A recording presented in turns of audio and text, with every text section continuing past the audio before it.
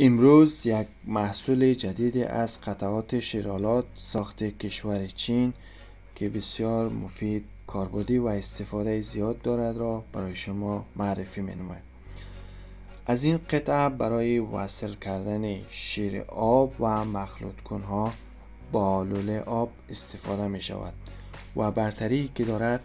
در هر زاویه و استقامت بالا، پایین، چپ و راست تنظیم می شود و با خود یک قاب و یک واشر هم دارد.